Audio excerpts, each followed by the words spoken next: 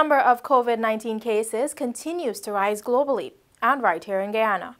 Therefore, we encourage everyone to practice social distancing. Wear a mask if you have to leave your homes and wash your hands thoroughly and frequently as we strive to stop the spread of the virus. Welcome to InfoHub for Tuesday, June 16. Thanks for joining us. President David Granger has indicated that the Guyana Sugar Corporation is set to receive funds this week. Here is that report. As the Minister of Finance has announced, we have made arrangements for that money to be available. I expect it to be available in this week, but it is what they call bridging finance. President Granger said it is very unfortunate to be in this position and further noted that throughout the tenure, the coalition has been engaged in trying to resolve the issue of the industry. We have done everything possible to return that sugar industry to normalcy, if not profitability. And we will continue to help. We don't want to send anybody home, but we want an efficient sugar industry which can produce sugar at competitive prices. In a letter to President Granger on May 15, Chairman of Gaisuco's Board of Directors, John Doe, said the Sugar Corporation was in a dire financial crisis, with billions in debt and insufficient finances to execute critical factory maintenance. Attorney General and Minister of Legal Affairs, Senior Counsel Basil Williams, says Chief Elections Officer Keith Lowingfield has complied with the provisions of the gazetted order which guides the national vote recount of the March 2 general and regional elections. More from Alexis Rodney. The Chief Elections Officer on Saturday submitted the matrices for the recount of the 10 electoral districts, along with a summary of the observation reports for each district to the Commission for its deliberation. The Commission met on Monday to begin the process and continued on Tuesday. The Attorney General on Saturday laid significant weight to the CEO's report, which the Commission must take into consideration before making any pronouncements on the March 2 polls. The CEO's report spoke to the massive irregularities unearthed during the 34-day recount, which has affected the credibility of over 200,000 votes. His calculation has shown that just about 40% of the total votes cast appeared to be untainted.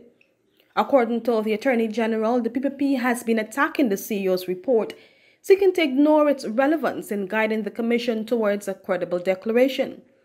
He quoted paragraph 12 of the National Recount Order, which states, quote, "The matrices for the recount of the 10 electoral districts shall then be tabulated by the Chief Elections Officer and shall be submitted in a report together with a summary of the observation reports for each district to the Commission." The Attorney General said it is clear that the CEO, in addition to tabulating and summarizing his report, is expected to express his views, opinions, and judgments on his observations and investigations done in the dual process. A.G. Williams said any reasonable person will conclude that the CEO executed his duties with professionalism, integrity, impartiality, and in conformity with provisions of paragraph 12 of the National Recount Order. While participating observation teams are welcome to submit their reports on the national recount, it is only the Chief Election Officer's report that is bounded by the law to guide the Commission. For InfoHub, Alexis Rodney. Meantime, Executive Member of a Partnership for National Unity, Aubrey Norton, says the report submitted by CARICOM to the Guyana Elections Commission is riddled with contradictions. Isaiah Braffett has the details. The three-member CARICOM scrutinizing team concluded in its report that the outcome of the recount of votes cast on March 2 was reasonably credible. However, in the same breath stated, the team found it disturbing that in Workstation 8 on Saturday, June 6, 2020, in ballot box number 4730, 16 clearly marked ballots which had been cast for the APNU-AFC party list of candidates on March 2, 2020, were erroneously added to the ballots cast for the PPP Civic list of candidates and found by the workstation staff at the recount. We cannot fathom why this may have been erroneously done without perhaps pointing to some deliberate malice and/or mischief. With that, Norton is of the view that the conclusion of the report by the team may have been influenced by the comments made by incoming CARICOM chair Dr. Ralph Gonsalves. The CARICOM report, if you read it, it is self-contradictory. On the one hand, it argues for a total revamp of the GCOM system because it is not geared to manifest the will of the people. And then in their conclusion, they concluded that the elections manifested the will of the people. I found that contradictory. Norton questioned how can the recount be reasonably credible when the irregularities affected thousands of votes. According to Norton, the only report that deals with the recount process in its entirety is the report compiled by the Chief Elections Officer. The reality is, this recount was guided by a gazetted order which indicated very clear what should be done.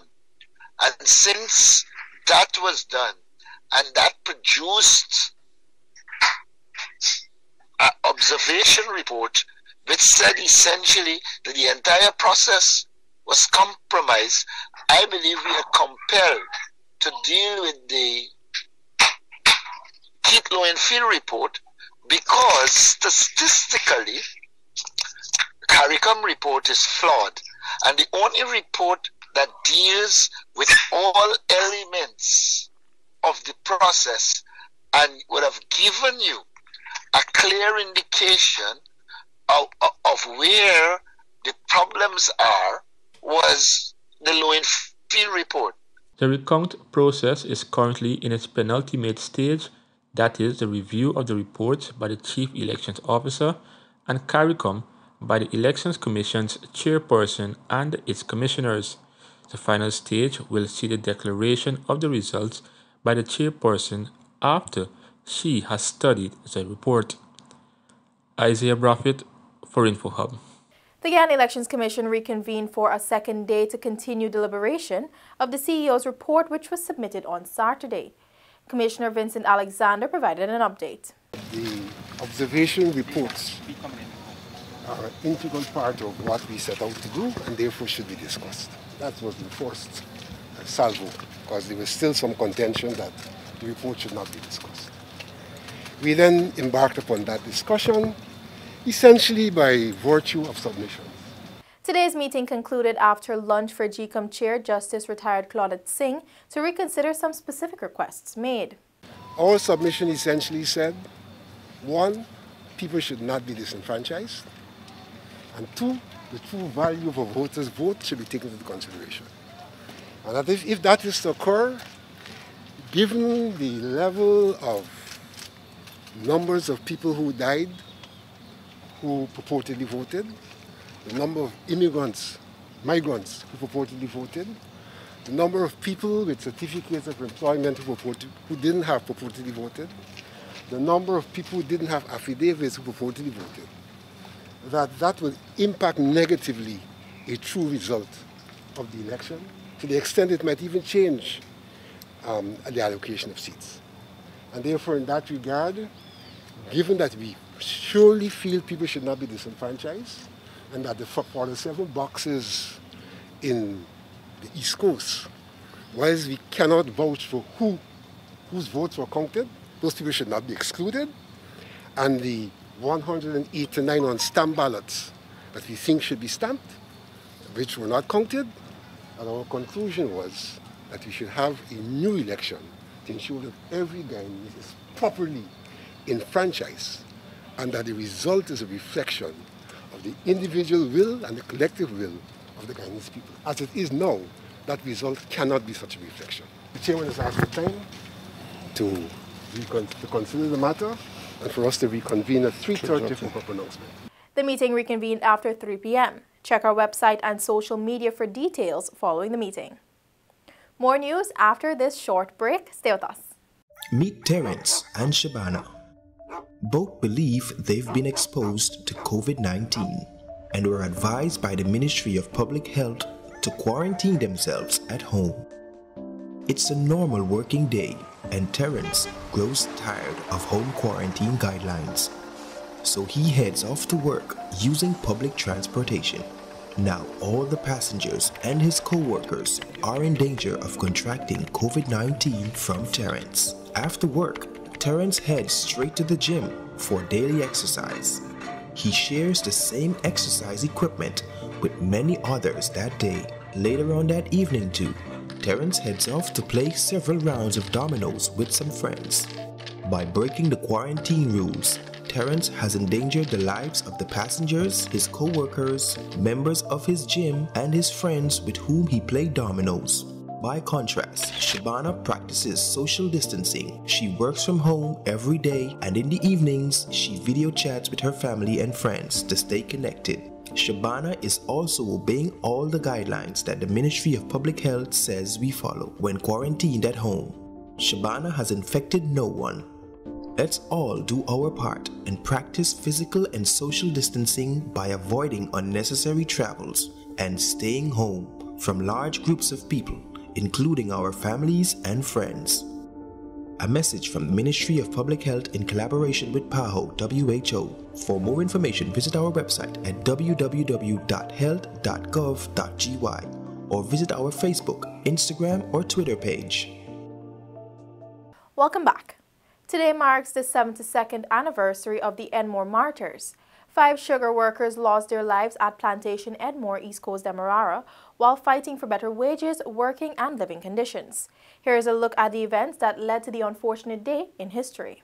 The 5 was Rambaran, Puran, Lalabaji, Serge Bali, and Harry, who became known as the Enmore Martyrs following their death on June 16, 1948.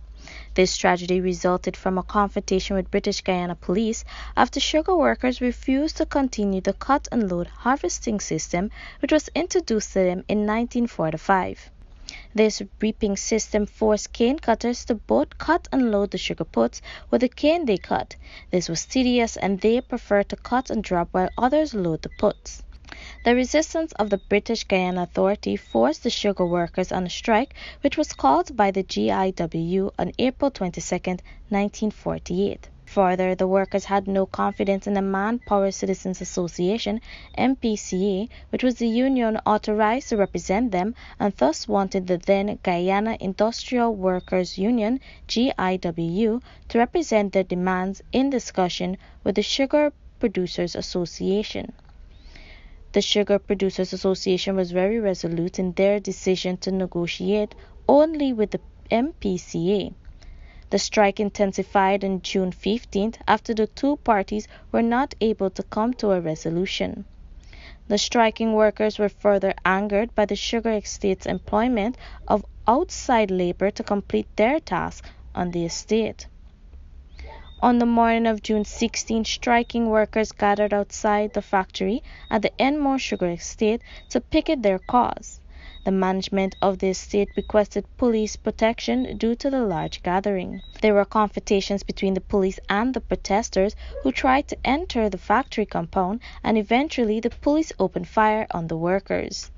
By the time things had settled, there were 5 workers dead and at least 14 injured. On June 17, protesters from Sugar Estate marched some 60 miles from Plantation Edmore to the Le Rentier Cemetery alongside the hearses carrying the bodies of the 5 slain sugar workers. They were led by Dr. Cheddy Jagan and PAC and GIW leaders. This incident had a significant impact on Cheddy Jagan's activism in Guyana's political history and on the fight for workers' rights and improved working conditions. When the late Prime Minister Lyndon Forbes Sampson Burnham assumed office in 1964, he announced his decision to honor a number of incidences, individuals, and people for their fight against injustice. Among these, the Enmore Martyrs were identified. It was his way to assure the nation that his government will be a government of all the people, that all races are important to his administration, and proceeded to act in accordance with. Consequently, at the Continental Conference of the National Flicks of the World Peace Council held between June 4th and 7th, 1976, in Bagot, Colombia, a resolution was passed declaring the 5 martyrs. On the 29th death anniversary of the 5 martyrs, the late Prime Minister unveiled the Enmore Martyrs Monument, which was designed by Dennis Williams. Located at Enmore, the monument stands raised on a concrete base 6 feet high with 5 repetitive vertical, each adorned with brass symbols reminiscent of cutlasses and inscribed with the names of the 5 martyrs.